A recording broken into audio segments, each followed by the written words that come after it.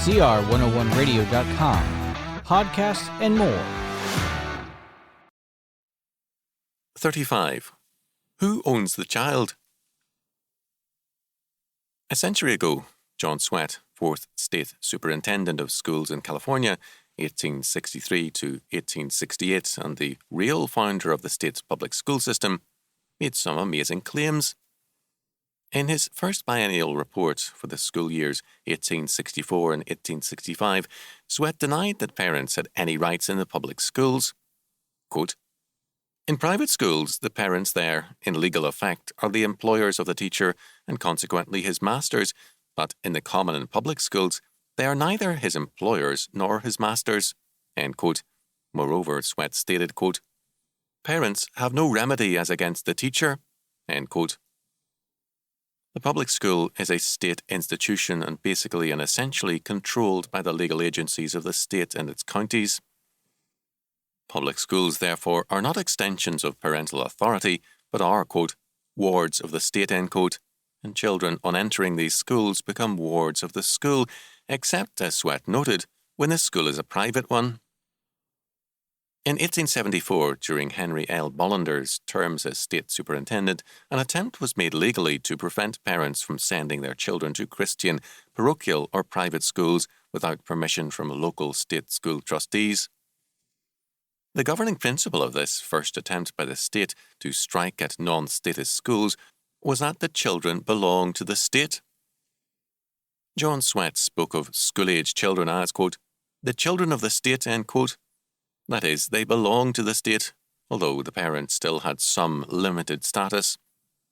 However, Swett added in his elementary schools of California, quote, "Children arrived at the age of maturity belong not to the parents, but to the state, to society, to the country," end quote.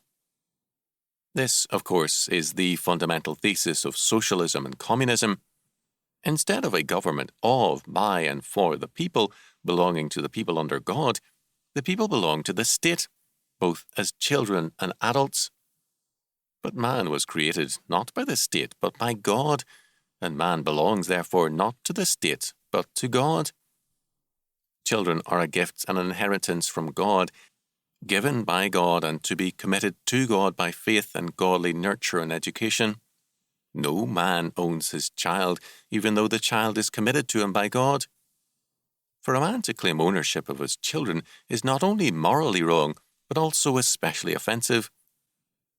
How much more wrong it is for the state to claim ownership of both child and man. But this is again and more than ever being asserted. It has even reached the point where some educators, with their eyes on many negro homes in particular, have gone so far as to say, as one state superintendent in a western state has, that we should consider, quote, "removing some children from the influences of their environment, parents for 24-hour-a-day schooling," end quote. Is the answer to one evil a greater evil? Only a few slave owners of the Old South separated mothers from their babies. Are our modern educators planning to make an occasional ancient evil a new way of life? The basic answer to this socialism is that children belong to God, and all men, as God's creatures, are God's property. We had better then place ourselves under God's law and liberty and enjoy the prosperity of His blessing and grace, or we shall find ourselves and our children groaning under the slavery of socialism.